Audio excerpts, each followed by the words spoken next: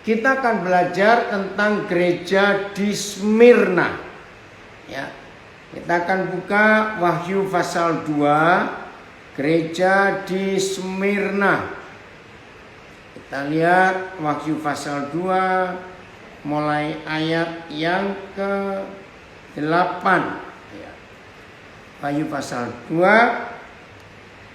ayat yang ke-8 mulai. Dan tuliskanlah kepada malaikat jemaat di Smyrna. Saudara, 7 surat kepada 7 gereja yang kita akan pelajari. Dan minggu yang lalu kita sudah belajar gereja pertama Efesus. Dan hari ini gereja Smyrna. Tidak dikatakan kepada gembala jemaat Smyrna, tapi yang ditulis kepada malaikat jemaat Smyrna. Apa bedanya malaikat dengan gembala? Saudara, sebetulnya sama. Ya, justru penggembalaan itu harus seperti malaikat yang adalah utusan. Dan malaikat itu cenderung pribadi yang setia, yang taat. Maka itu tadi, maaf, waktu pendeta Jeffrey Siwu memilih pujian, "Ku mau taat dan setia." Nah, itulah malaikat Tuhan. Ada satu malaikat yang memberontak dan sudah dibuang, itulah Lucifer. Jadi kalau Tuhan berkata, tuliskanlah kepada malaikat jemaat di Smyrna, seorang gembala, seorang pemimpin umat harus taat dan setia. Itu harus, tidak ada pilihan lain lagi. Nah, maka itu dalam kehidupan kita, kalau kita mau menjadi pemimpin, menjadi gembala, menjadi contoh, maka kita harus punya sikap yang taat dan setia. Inilah firman dari yang awal dan yang akhir. Jelas ini Tuhan Yesus. Firman dari yang awal dan yang akhir. Saudara, seringkali kita hanya menyebut Yesus Kristus itu Alfa dan Omega. Dalam abjad Yunani yang dipakai, Alfa dan Omega. Betul.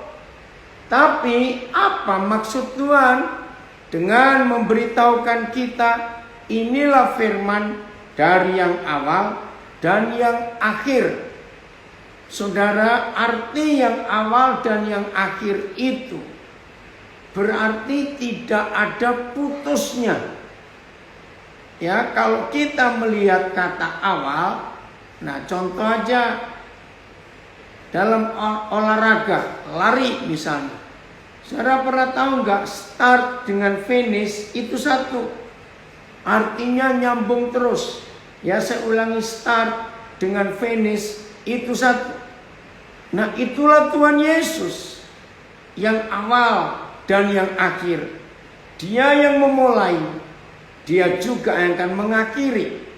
Artinya kesempurnaan itu hanya ada di dalam hidup Tuhan Yesus Kristus.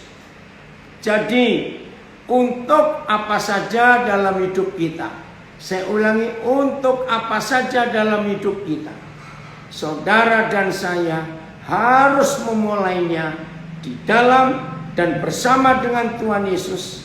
Dan kita pun harus mengakhirinya nanti di dalam dan bersama dengan Dia. Maka itu sering kita mendengar kata, istilah bahasa Inggris, finishing well, mengakhiri dengan baik. Kenapa Tuhan membuat segala sesuatu ya seperti yang Tuhan inginkan atas kehidupan kita, dimulai dari Dia dan harus diakhiri di dalam Dia juga. Itulah Tuhan kita.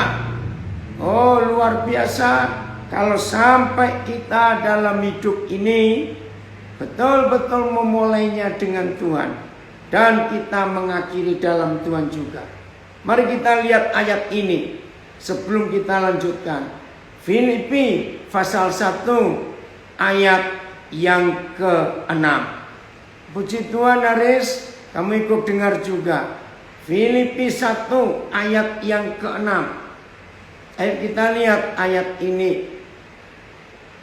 Filipi 1 ayat yang ke-6. Apa yang Tuhan ingin katakan kepada kita? Oke, Filipi 1 ayat yang ke-6. Adaan? Ya. Inilah yang awal dan yang akhir itu. Jadi kalau kita mengerjakan apa saja di dalam dan bersama dengan Tuhan Yesus, pasti sempurna. Saya ulangi lagi, arti yang awal dan yang akhir. Kalau saudara dan saya mengerjakan apa saja di dalam dan bersama dengan Tuhan Yesus, maka itu pasti sempurna. Akan hal ini aku yakin sepenuhnya, yaitu Ia, Yesus Kristus Tuhan kita, yang memulai pekerjaan yang baik di antara kamu, di antara kita, akan meneruskannya. Luar biasa bukan janji Tuhan? Akan meneruskannya sampai pada akhirnya, pada hari Kristus Yesus. Saya baca terjemahan lain. Aku sungguh yakin bahwa Ia yang telah memulai pekerjaan baik di antara kamu, Ia juga yang akan menyempurnakannya sampai pada hari Yesus Kristus. Ya. Oke, BS. Tuhan sendiri yang memulai pekerjaan yang baik itu padamu. Dan saya yakin Ia akan meneruskan pekerjaan itu sampai selesai pada hari Kristus Yesus datang kembali. Dengan meyakini Dia ini, bahwa Dia yang telah memulai suatu pekerjaan baik di antara kamu, Dia akan menyelesaikannya sampai pada hari Yesus Kristus. Di dalam hatiku aku yakin bahwa Tuhan yang sudah memulai pekerjaan baik di dalam dirimu akan menuntaskannya pula sampai kedatangan Isa Al-Masih. Oke, ini berapa terjemahan yang berbeda. Nah, inilah arti yang awal dan yang akhir. Segala sesuatu yang dimulai bersama dan di dalam Tuhan Yesus pasti luar biasa. Maafkan saya untuk menyatakan kalimat yang berikut ini, dan kiranya tidak ada yang merasa terhakimi. Begini maksud saya. Saudara, di dalam pernikahan, kalau semua dimulai dari Tuhan, bukan dari hawa nafsu. Maaf ya, kalau memulai pernikahan itu dari Tuhan, Tuhan yang menjodohkan, Tuhan yang mempertemukan. Arti yang awal dan yang akhir, itu artinya kalau Dia memulai, maka Dia yang bertanggung jawab. Nah, di dalam menjalani hidup ini, ya, dengarkan, di dalam menjalani hidup ini, kalau semuanya Tuhan yang memulai dan mengajak saudara memulai, nggak usah takut risiko. Ngerti ya? Saya ulangi lagi, ya, yang baru gabung, kita masih di Wahyu 2 ayat yang ke-8. Kita sampai pada kalimat yang kedua. Inilah firman dari yang awal dan yang akhir. Wahyu pasal 2 ayat 8 tadi. Jadi begini, puji Tuhan, dari Frankfurt hadir, Tulungagung hadir, saya nggak tahu dari mana lagi. Puji Tuhan. Kalau memulai apa-apa karena Tuhan dan bersama dengan Dia dan di dalam Dia, biarlah Dia yang menyelesaikannya. Karena apa? Kalau Tuhan yang memulai, Dia yang berinisiatif, maka Dia yang bertanggung jawab untuk menyelesaikannya. Saudara, ini konsep penting dalam kehidupan kita.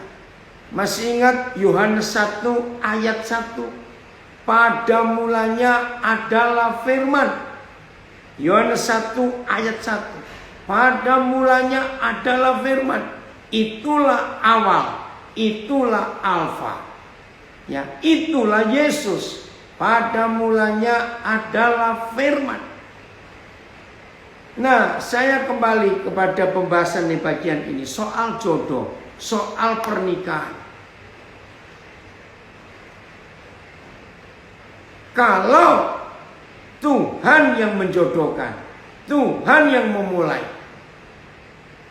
maka Dia pasti bertanggung jawab untuk menyelesaikan perjalanan pernikahan itu sampai sempurna. Saudara mulai bekerja, memulai bisnis, dan jelas Tuhan yang menuntun untuk bisnis apa, mengerjakan apa, maka Dia bertanggung jawab sampai selesai karena Dia yang memulai. Begitu pula pelayanan harus dimulai dari Tuhan yang awal adalah firman dan adalah Tuhan Yesus, nanti akan diakhiri dengan firman juga yang akhir. Itu yang luar biasa. Maka itu Kejadian 2 ayat 18. Bagi yang sudah tahu biar ini jadi pengingat. Bagi yang belum tahu biarlah kita diberitahu. Kejadian 2 ayat 18 begini. Berfirmanlah Tuhan, tidak baik kalau manusia itu seorang diri saja. Maka aku akan menjadikan penolong yang sepadan dengan dia. Nah, jadi inisiator orang menikah di dunia ini, inisiatornya itu ternyata Bapa di surga. Maka kalau saudara memulai dalam pernikahan ini, yang belum menikah ya, bersyukur saudara dengar firman ini. Kalau saudara memulai pernikahan karena Tuhan, maaf istilah saya, jangan tersinggung. Bukan karena ditangkap hansip, maaf istilahnya. Maka Tuhan bertanggung jawab untuk keluarga kita. Karena yang memulai Dia dalam semua hal. Saudara, ini yang saya saksikan kepada banyak orang yang menanyakan tentang pelayanan kami di Papua ini. Saya nggak pernah mikir, mimpi aja nggak pernah kalau suatu hari saya akan dibawa Tuhan pelayanan ke Papua. Tidak. Dia yang memulai. Ya udah saya ikut. Dia memimpin, Dia menuntun satu persatu. Luar biasa. Kalau Tuhan yang mulai, maka Dia akan menyelesaikannya. Puji Tuhan Abel dari Bontang Adik. Maka itu kalau sudah dimulai karena Tuhan, di dalam Tuhan, dan karena Tuhan, puji Tuhan di Pinong juga Adik, maka jangan takut untuk melangkah. Dia akan bertanggung jawab atas hidup kita ini. Semua dimulai karena Tuhan, maka Dia akan mengakhiri dengan baik. Untuk apa saja. Maka itu kalau ada di antara kita, saya minta maaf lagi. Setelah saya bicara soal pernikahan, sekarang saya bicara soal pelayanan. Maafkan saya, biar nggak ada yang tertuduh. Kalau ada orang berkata melayani Tuhan, tapi rasanya berat sampai stres, maaf. Mungkin saya pakai kata manusia, mungkin saudara itu tidak memulai dengan Tuhan, bersama Tuhan. Mungkin orang itu memulai karena penunjukan organisasi.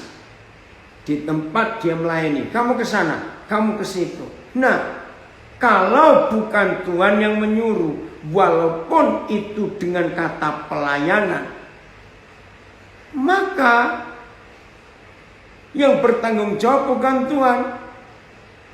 Iya, organisasi yang menyuruh saudara itu. Maka itu kata, akulah yang awal dan yang akhir. Ini penting sekali dalam kehidupan kita. Saudara, maka itu kita harus melihat mulai dari mana dan mulai dari siapa dan siapa yang menyuruh. Jadi kalau segala sesuatu dimulai karena Tuhan dan di dalam Dia dan bersama Dia, untuk apa saja, bisnis, menikah, pelayanan, apa saja, maka kita nggak akan stres, sebab yang bertanggung jawab adalah Dia yang memulai. Coba buka Yohanes 12 ayat yang ke-26. Inilah arti yang awal dan yang akhir. Yohanes 12 ayat 26. Ada? Yohanes 12 ayat 26. Lihat. Barang siapa melayani aku, bukan melayani A, melayani B, melayani itu, melayani ini, melayani Yesus, maka ada 3 kondisi yang harus jadi perhatian khusus. Barang siapa melayani aku, ya. Jadi maaf, saya harus ngomong dulu. Tidak semua pelayanan, walaupun untuk Tuhan, atas nama Tuhan, buat pekerjaan Tuhan, tapi belum tentu itu pelayanan Tuhan Yesus. Loh kok bisa? Nanti saya akan tunjukkan. Maka itu 3 kriteria ini, 3 identitas ini, 3 ciri ini harus ada kalau saudara dan saya berkata kita melayani Yesus. 1, ia harus, wah ini tegas sekali, ia harus mengikut aku. Kondisi kedua, ciri kedua, dan di mana Yesus berada, di situ pun pelayanku akan berada. Keren. Maka itu kalau kita melayani Tuhan Yesus, maka kita harus ikut Yesus, dan di mana Tuhan Yesus ada, di situ kita ada. Sekarang bayangkan, kalau kita ada selalu bersama-sama dengan Tuhan Yesus, setan mana berani mengganggu? Ketiga, identitas, ciri, tanda ketiga, kriteria ketiga. Barang siapa melayani aku, ia akan dihormati Bapa. Wih, luar biasa. Coba saudara temukan kata lain, dihormati. Nggak usah bilang Papa dulu. Ayo, apa kata lain dihormati, saudara? Ini sungguh-sungguh luar biasa. Bayangkan kalau saudara dan saya berkata melayani Tuhan Yesus, lalu Papa menghormati kita. Siapa berani mengganggu gugat? Siapa? Ngerti nggak maksud ini?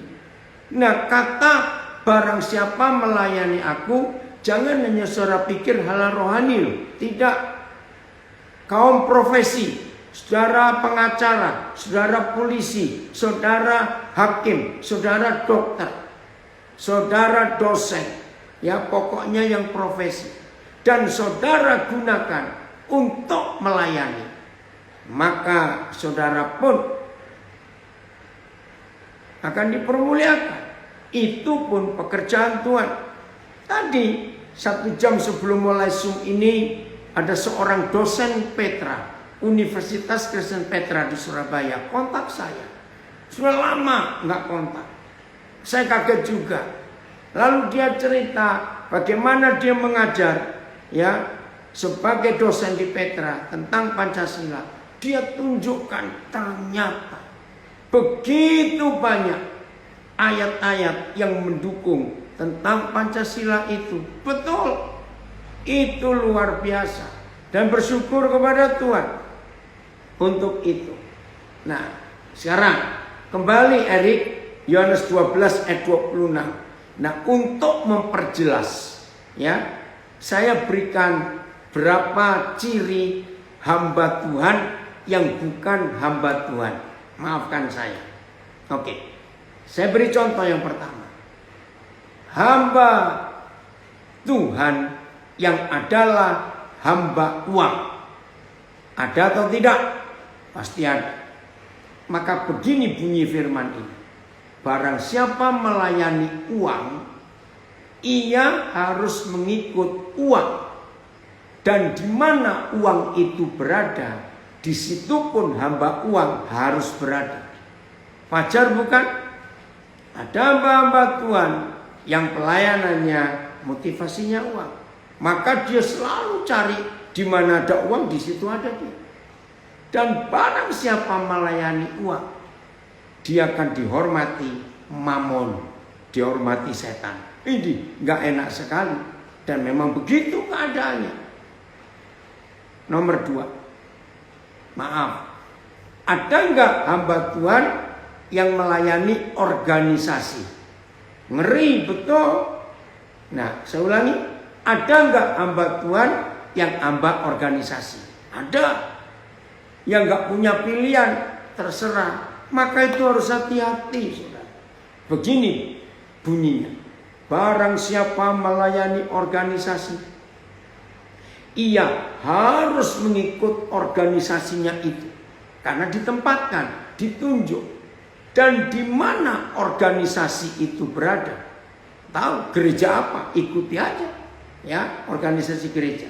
Saya ulangi, dan di mana organisasi itu berada, di situ pelayanku akan berada. Dan barang siapa melayani organisasi, dia akan dihormati ketua sinode. Nah, yang berikut ini mudah-mudahan gak ada yang tersinggung. Maaf ya, saya juga gak ngerti kenapa kok Roh Kudus beri saya hikmat untuk bisa menemukan jenis-jenis hamba Tuhan ini. Begini, aduh maaf, jangan ada yang marah ya. Tapi marah juga gak apa-apa, toh jauh dari saya juga jauh dari saudara. Maaf. Hamba istri. Ayo, ada gak hamba Tuhan tapi hamba istri? Iya, karena istrinya nyetir terus, ngatur terus istri itu. Jangan tersinggung. Oke, ada yang komen. Ada juga hamba Tuhan yang melayani perut mereka sendiri. Nah, ada yang bilang akeh. Iya, banyak. Oke ya, begini bunyinya. Barang siapa melayani istri, ia harus mengikut istri. Dan di mana istri itu berada, di situ pun pelayan istri akan berada. Dan barang siapa menjadi hamba istri atau melayani istri, dia dihormati papa mertua.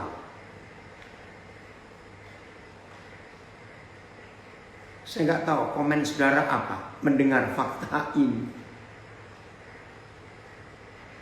Maka itu akulah Alfa dan Omega. Itu luar biasa. Yang awal dan yang akhir. Saudara, kita harus melihat. Ini jaminan yang hebat tentang istilah Alfa dan Omega itu. Terima kasih Roh Kudus. Terima kasih Papa. Oke, kembali ke Wahyu 2. Masih ayat 8. Wahyu 2 ayat yang ke-8. Oke. Saya ulangi lagi. Dan tuliskanlah kepada malaikat jemaat di Smyrna. Masih ingat malaikat yang taat dan setia. Inilah firman dari yang awal dan yang akhir. Puji Tuhan. Yesus Tuhan kita buat sesuatu yang luar biasa. Yang telah mati tapi hidup kembali. Hebat. Saudara, kepada 7 jemaat ini firman Tuhannya beda-beda. Nah, kalimat terakhir di ayat yang ke-8, yang telah mati tapi hidup kembali. Nah, bicara mati dan hidup kembali itu bicara benih. Saudara punya benih jagung, punya benih mangga, benih apa saja, tidak akan menjadi pohon dan berbuah kalau benih itu tidak mati.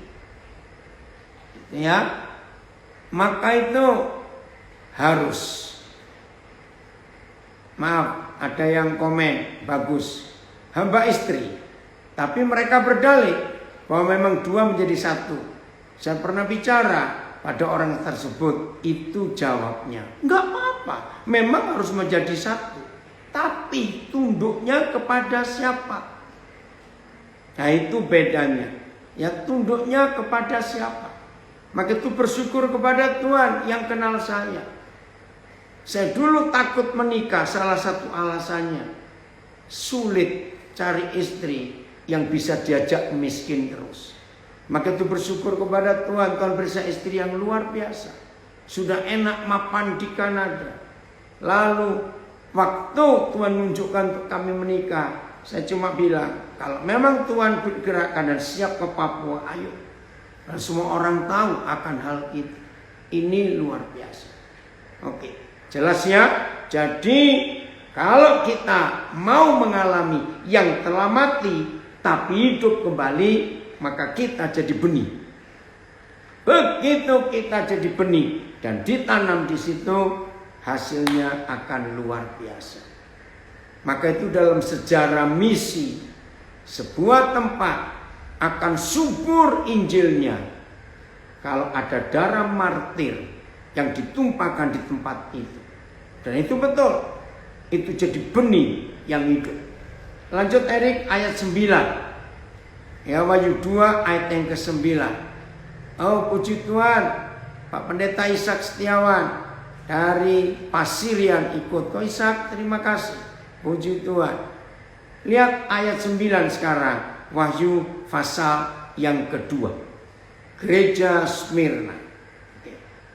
Aku tahu kesusahanmu dan kemiskinanmu. Woi saudara, gereja Smyrna ini penuh dengan cobaan, ujian. Gereja Smyrna ini penuh dengan macam-macam kesulitan, kesusahan. Ayat 9-nya, aku tahu kesusahanmu dan kemiskinanmu. Tapi lihat kalimat berikut, namun engkau kaya. Lah, bagaimana kesusahanmu dan kemiskinanmu? Kepala gereja, yaitu Yesus Kristus Tuhan tahu kesusahanmu dan kemiskinanmu, namun engkau kaya. Bagaimana korelasinya, hubungannya ini? Oh saudara, ini yang luar biasa. Kalau kita mau hidup sungguh-sungguh, mengikuti jalan yang Tuhan tetapkan, walaupun susah, walaupun miskin, tapi kaya. Nah, ini yang ditulis di Matius 5. Berbahagialah orang yang miskin di hadapan Tuhan, karena dia akan mempunyai kerajaan surga. Wah, luar biasa. Nanti kita lihat di penjelasan ayat yang lain. Saya lanjutkan dulu. Dan fitnah mereka. Wih, gereja Smyrna ini difitnah. Fitnah mereka yang menyebut dirinya orang Yahudi, maksudnya saudara. Tapi yang sebenarnya tidak demikian. Sebaliknya, mereka adalah jemaah iblis. Kok bisa? Jadi ada setan di dalam gereja. Saudara, ucapkan syukur. Kalau Tuhan izinkan ada kesusahan, ada kemiskinan dalam hidup kita, ucapkan syukur. Sebab Tuhan tahu kita tetap kaya di hadapan Tuhan. Ini yang Tuhan ingin kita miliki sebagai gereja. Nah, untuk menjawab Wahyu 2 ayat 9 bagian pertama ini, Erik tolong buka 2 Korintus 8 mulai ayat 1. 2 Korintus 8 mulai ayat 1. Kita melihat ini.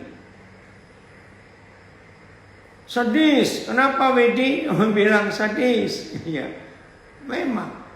Ya. Ayo saya baca ya.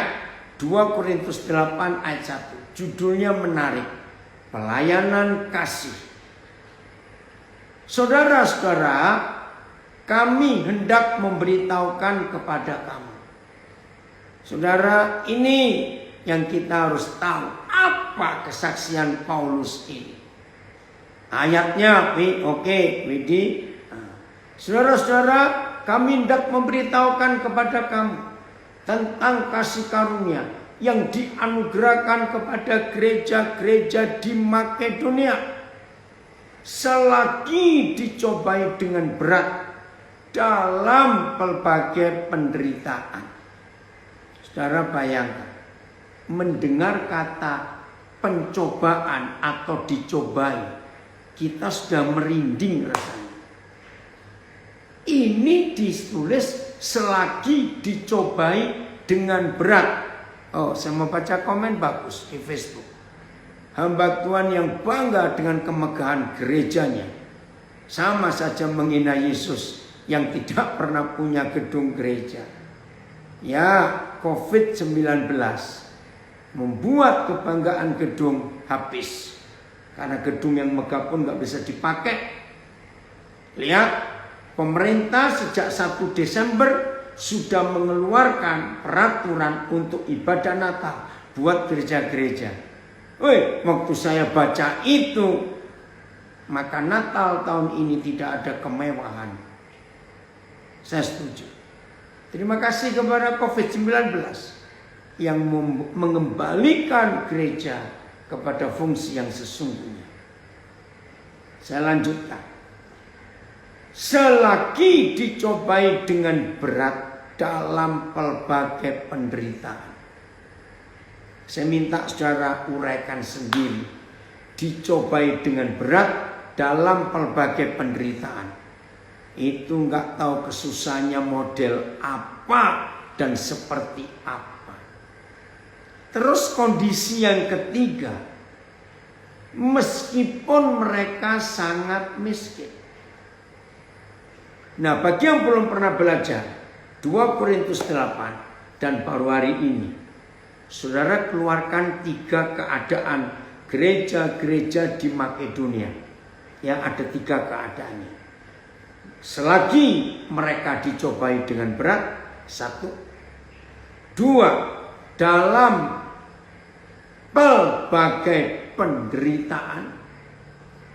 3. Kondisi mereka sangat miskin. Keluarkan 3 keadaan ini dan hubungkan dengan jemaat Smyrna yang baru kita baca di Wahyu 2 ayat 9 itu.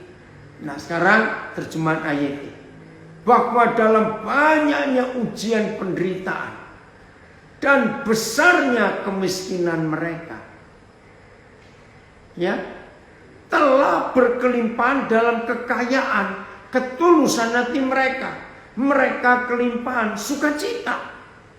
Maka itu tadi jemaat Smyrna, walaupun kondisi mereka susah dan mereka mengalami betapa tekanan berat, namun mereka kaya. BIS, mereka sudah diuji dengan kesukaran-kesukaran yang berat. Tetapi di tengah-tengah kesukaran-kesukaran itu mereka bergembira dan mereka sangat murah hati dalam memberikan sumbangan untuk menolong orang lain meskipun mereka miskin sekali. Waduh. Terjemahan yang lain, MILT. Sebab dalam banyaknya ujian kesukaran ada kelimpahan sukacita mereka, dan kemiskinan mereka yang parah telah berkelimpahan dalam kekayaan ketulusan mereka. Meskipun mereka diuji oleh banyaknya kesusahan, kegembiraan mereka amat melimpah. Bahkan meskipun mereka sangat papa, ini bahasa Melayu, papa, miskin, mereka kaya dalam kemurahan hati. Sungguh pun mereka banyak diuji dengan kesusahan, namun kegembiraan mereka melimpah. Walaupun mereka sangat miskin, mereka kaya dalam kemurahan hati. Saudara, ini yang terjadi seperti gereja Smyrna. Terima kasih Tuhan, terima kasih untuk contoh yang luar biasa ini. Maka itu di masa pandemik seperti ini, orang susah hidup, ekonomi luar biasa beratnya, PHK di mana-mana. Ayo kita tetap bisa berbagi.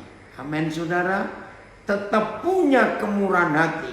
Tetap kita kaya dalam memberi. Bukan uang, bukan yang lain-lain, tapi ketulusan kita. 2 Korintus 8 tadi belum selesai. Ayat 3. Ayat 3. 2 Korintus 8. Lihat. Aku bersaksi. Nah, saya pertama mikir, kenapa Paulus harus meyakinkan kepada jemaat Efesus? Aku bersaksi. Karena saudara, bagi yang mendengar keadaan gereja di Makedonia dalam kondisi sangat miskin, dicobai dengan berat di dalam berbagai penderitaan, tapi mereka itu melimpah, kaya dalam sukacita dan kemurahan. Kan gak masuk akal. Maka itu Paulus sebagai rasul gereja dan pelayan Tuhan memberi kesaksian untuk orang-orang itu percaya. Aku bersaksi bahwa mereka telah memberikan menurut kemampuan mereka, bahkan melampaui kemampuan mereka. Apa itu memberi melampaui kemampuan? Nanti kita akan ketemu. Ayat 4. Dengan kerelaan sendiri. Ingat, dalam kondisi sangat miskin, dicobai dengan berat dalam berbagai penderitaan. Dengan kerelaan sendiri mereka meminta dan mendesak. Orang Jakarta bilang gila nih. Mereka meminta dan mendesak kepada kami, Paulus, Timotius, dan Silas, supaya mereka juga beroleh kasih karunia untuk mengambil bagian dalam pelayanan kepada orang-orang kudus. Ini luar biasa. Mari kita jujur kepada diri kita sendiri. 9 bulan selama COVID ini ada di Indonesia dan di dunia, berapa banyak waktu yang saudara beri untuk menguatkan, untuk menghibur orang-orang yang sedang mengalami banyak kesusahan. Walaupun kita sendiri kesulitan, tapi ini waktunya untuk kita berbagi. Oh, luar biasa saudara, kasih Tuhan untuk kita. Jelas ya? Ayo. Dalam kesusahan kita, dalam kesulitan kita nggak boleh menyerah untuk tetap melakukan kehendak Tuhan dengan apa saja yang kita bisa buat. Ayat 5. Mereka memberikan lebih banyak daripada yang kami harapkan. Wih, hebat. Dalam kondisi sangat miskin, dicobai dengan berat, dalam berbagai penderitaan, mereka memberikan lebih banyak daripada yang kami harapkan. Mereka memberikan diri mereka pertama-tama kepada Tuhan, kemudian oleh karena kehendak Tuhan juga kepada kami. Sebab itu kami mendesak kepada Titus supaya ia mengunjungi kamu dan menyelesaikan pelayanan kasih ini sebagaimana ia telah memulai. Nah, lihat ayat yang ke-7. Maka sekarang sama seperti kamu kaya dalam segala sesuatu. Ternyata kekayaan gak cuma materi, kekayaan gak cuma harta benda, kekayaan gak cuma barang-barang. Maka sekarang sama seperti kamu kaya dalam segala sesuatu. Satu, dalam iman. Iman kita kepada Tuhan. Nah, ini yang saya pakai selama pandemi ini. Dalam segala keadaan saya tetap beriman. Dan saya bisa berbagi setelah iman saya kepada Tuhan jadi kenyataan. Kaya dalam perkataan. Luar biasa. Nah, saya beri contoh dalam iman. Seperti saudara tahu, Tuhan percayakan kami pelayanan pendidikan. Saudara, pelayanan pendidikan itu, maaf ya, jauh lebih berat daripada pelayanan gereja. Artinya begini, kalau kita membangun gedung gereja dan uang tidak ada, itu bisa berhenti.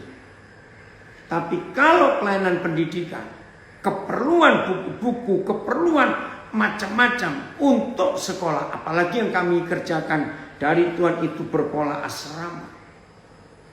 Saudara bisa bayangkan, Tuhan kerja luar biasa. Maaf, saya cuma saksi. Awal-awal COVID, bendahara kami sempat khawatir. Maaf ya, saya cuma cerita. Dia ngomong kepada saya, Koden kan biasanya keliling terus pelayanan. Maksudnya saya nggak mengerti. Nah, sekarang nggak bisa kemana-mana. Nanti bagaimana keuangan asrama semuanya? Oh, saya baru ngerti maksudnya. Tapi sampai hari ini, bendahara kami dibuat terkagum-kagum. Tetap tercukupi. Luar biasa. Saya enggak boleh kata 90 sekian persen saya diam di tempat. Nah, itu iman. Terus bagaimana keperluan yang lain? Nah, ini hebat. Bulan yang lalu, Oktober awal, Tuhan tiba-tiba ketemukan dengan seorang yang memang bergerak di bidang penerbitan buku. Dan itu luar biasa, itu iman. Akhirnya tertolong. Yang berikut, Erik, kaya dalam hal apa lagi? Masih ayat 7, 2 Korintus 8. Kaya dalam iman. Puji Tuhan, iman bisa dibuktikan. Kaya dalam perkataan. Menghibur, menguatkan. Saudara, saya cuma cerita lagi sekarang. Aneh. Justru selama saya diam di tempat, nggak seperti sebelum COVID keliling. Aneh. Biaya telepon saya dari bulan Mei sampai November kemarin, Desember belum mulai bayar, nanti mulai tanggal 10. Saudara, biaya telepon saya itu nggak pernah kurang dari 7 juta setiap bulan. Orang heran. Tim saya di sini heran karena mereka lihat tagihan-tagihan telepon itu. Loh, kenapa? Ya ini, maaf, saya kaya dalam perkataan. Kan harus telepon, apalagi sinyal internet di Nabire susah. Sehingga saya harus menggunakan pulsa data. Bayangkan, belum pernah Saya bayar telepon sampai minimal itu 7 juta. Ya baru selama COVID ini. Tapi Tuhan luar biasa. Saya menguatkan orang, saya menghibur orang dengan perkataan, dengan firman. Ketiga, kaya dalam pengetahuan, dalam hikmat Tuhan. Saya menyampaikan pengajaran ini, pengajaran itu. Kaya berikut, kaya dalam kesungguhan untuk membantu. Wih saudara, sampai anak-anak saya megang ATM saya, yang megang rekening saya, mereka heran. Karena mereka melihat cash flow saya, pengeluaran masuk, uang keluar masuk, mereka heran. Ternyata jauh lebih besar sebelum COVID ini. Sungguh untuk membantu. Kaya dalam kasih-Mu terhadap kami. Demikian juga hendaknya kamu kaya di dalam pelayanan kasih ini. Itulah jemaat Smyrna. Oke, Erik kembali ke Wahyu 2. Kita sekarang lihat ayat yang berikut. Ya, Wahyu pasal 2. Ayat berapa tadi ya? Ayat 4 sekarang ya. Kita lihat. Wih, ini luar biasa saudara. Oke, ayat 10 sekarang. Jangan takut terhadap apa yang harus engkau derita. Wih, menderita kok dibilang jangan takut. Tapi itulah gereja Smyrna yang dilatih oleh malaikat jemaat untuk tidak takut dalam penderitaan. Puji Tuhan. Oke, saya ulangi lagi. Jangan takut terhadap apa yang harus engkau derita. Aduh, ini dia saudara. Tapi jangan takut loh. Sudah dimulai, jangan takut dengan apa yang harus engkau derita. Sesungguhnya iblis akan melemparkan beberapa orang dari antaramu ke dalam penjara supaya kamu dites, supaya kamu diuji, supaya kamu dibuktikan benar, supaya kamu dibuktikan lulus, supaya kamu dibuktikan kuat, supaya kamu dibuktikan tahan uji. Oh Tuhan. Jadi jangan takut. Oke, Filemon mencintai penderitaan. Haleluya. Ini yang sering saya ajarkan setelah saya mengenal hidup Yusuf di Mesir. Nikmatilah dengan senikmat-nikmatnya ketidaknikmatan itu. Lagi ya. Nikmatilah dengan senikmat-nikmatnya ketidaknikmatan itu. Itulah gereja Smyrna. Seulangnya 10. Jangan takut terhadap apa yang harus engkau derita. Sesungguhnya iblis akan melemparkan beberapa orang dari antaramu ke dalam penjara supaya kamu dites, supaya kamu diuji, supaya kamu dibuktikan benar, supaya kamu dibuktikan bahwa kamu hebat. Dan kamu akan beroleh kesusahan selama 10 hari. Dikit, cuma 10 hari kok.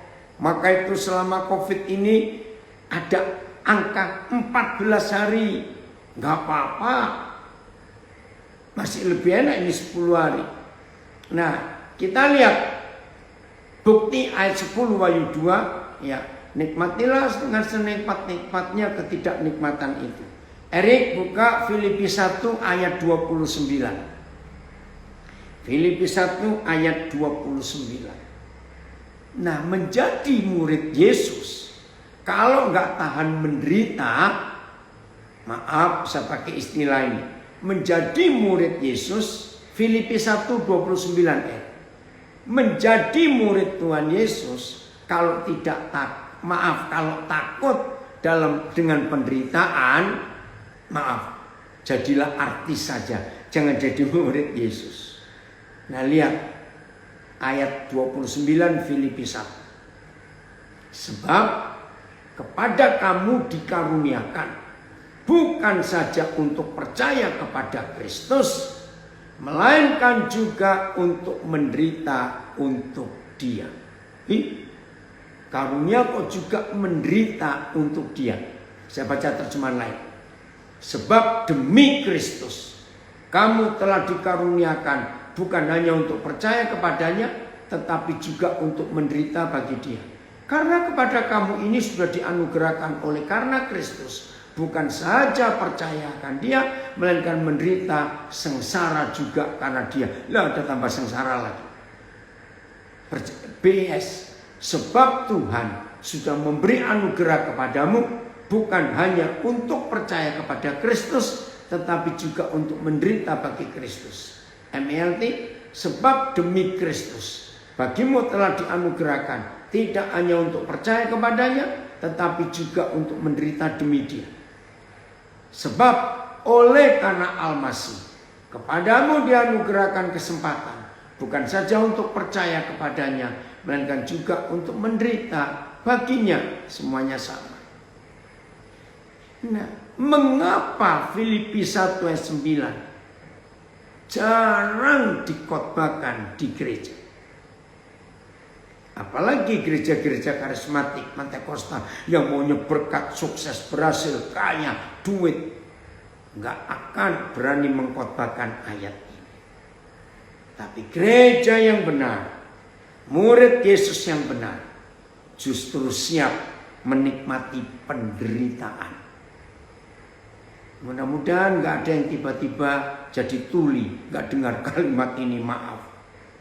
Murid Yesus yang benar tidak takut dengan penderitaan. Justru itu bagian yang terutama dalam hidup kita. Nah, itulah gereja Smyrna. Oke, kembali lagi Erik ke Wahyu 2 ayat yang ke-10 tadi. Terima kasih Bapak, terima kasih. Jangan takut, ayat 10 Erik. Jangan takut terhadap apa yang harus engkau derita. Sesungguhnya iblis akan melemparkan beberapa orang dari antaramu ke dalam penjara, supaya kamu dicobai. Dan kamu akan beroleh kesusahan selama 10 hari. Nah, lihat penekanannya. Roh Kudus tolong kami.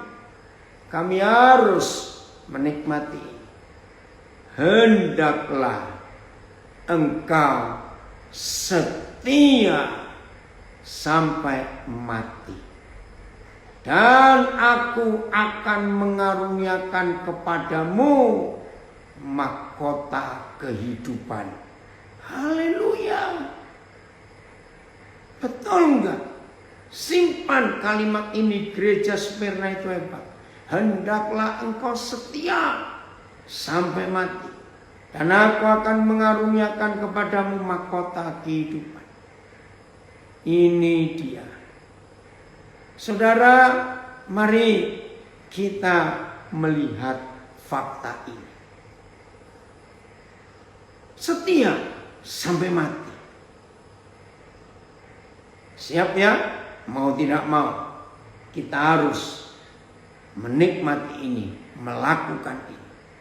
Maka itu saudara, sebagai murid-murid Yesus, puji Tuhan ada yang komen, penderitaan adalah pendewasaan rohani kita. Betul. Terima kasih Ibu Melati untuk komennya yang luar biasa. Jadi saudara, gak ada pilihan lain. Penderitaan harus jadi bagian utama di hidup kita. Bukan kesuksesan secara materi, bukan kesuksesan secara penampilan, tidak, tapi secara rohani, yaitu menikmati penderitaan itu. Keren ya? Nah, ayat 11, ayat terakhir dari gereja Smyrna, Wahyu 2 ayat yang ke-11.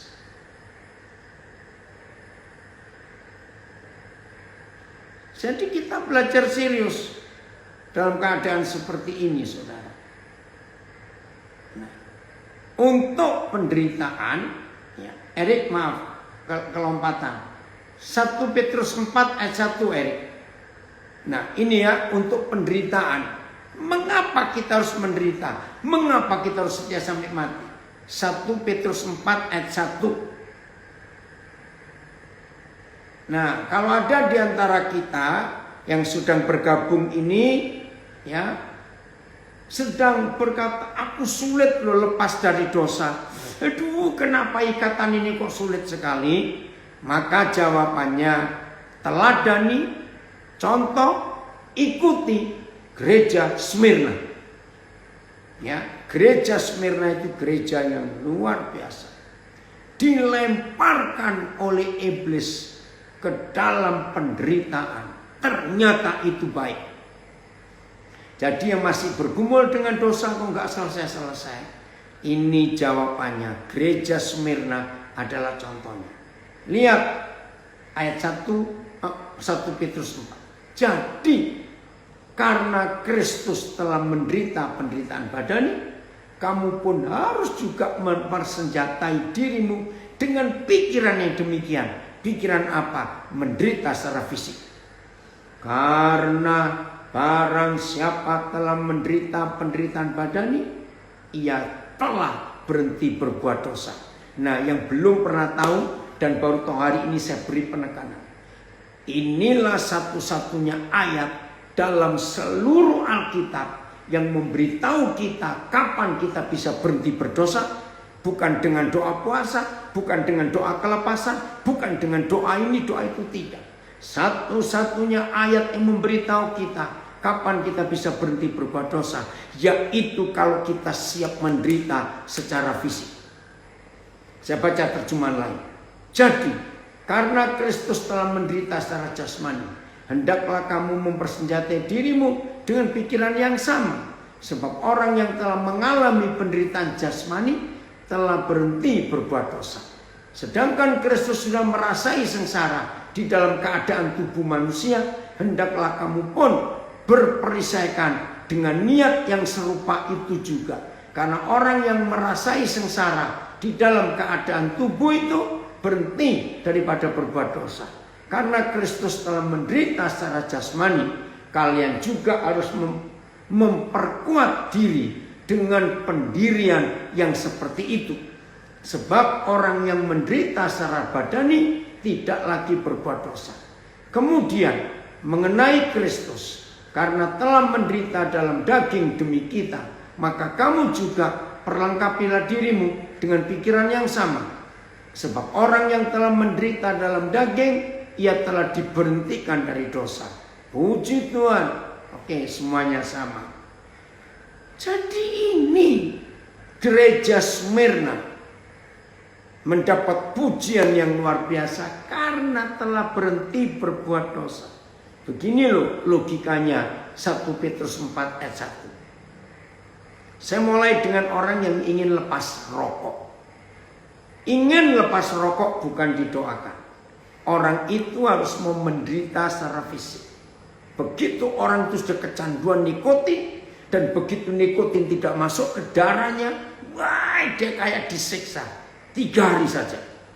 Enggak enak semua fisik. 3 hari. Hari keempat juara menang. Begitu pula orang terikat narkoba. Wah sampai sakau. Karena enggak dimasukkan barang setan itu. Menderita. Enggak apa-apa. Mau menjerit-menjerit. Mau berteriak-berteriak. Waduh mau guling-guling silakan. Karena saya pernah berkali-kali menolong orang yang sakau. Tidak pakai doa. Saya hanya menyatakan, aku nemani kamu. Teriaklah. Wih ada yang jambak rambutnya. Ada macam-macam.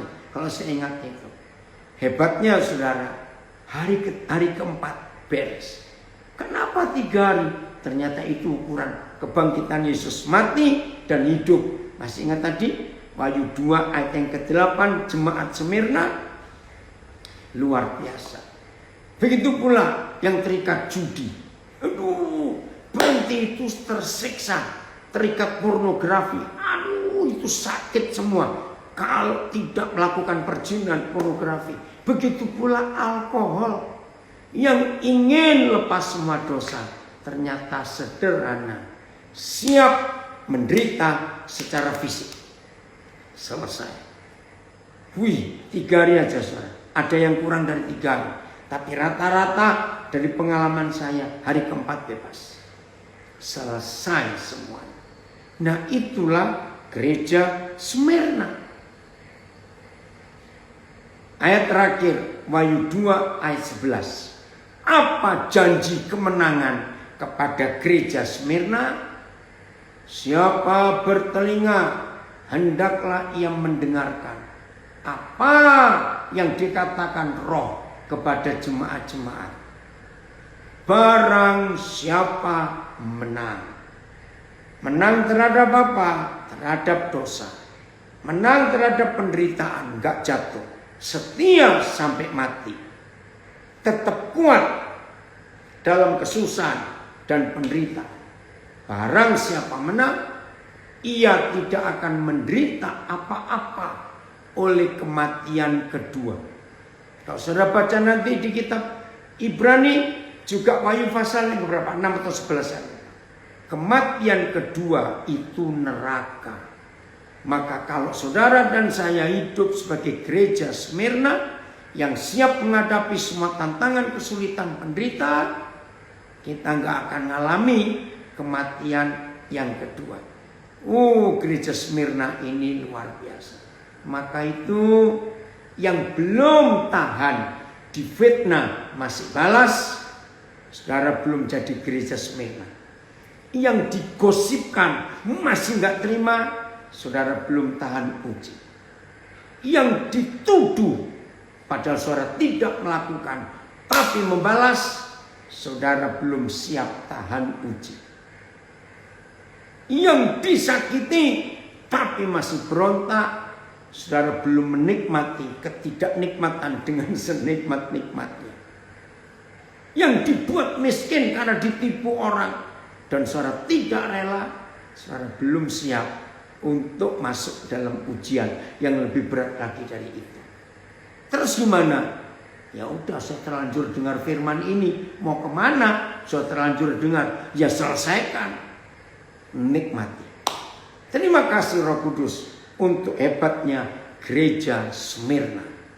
Keren ya gereja Smyrna ini. Mari kita jadikan teladan. Roh Kudus menolong kita untuk kita dianggap layak sebagai gereja Smyrna yang luar biasa. Puji Tuhan. Ayo kita jadi pelaku firman.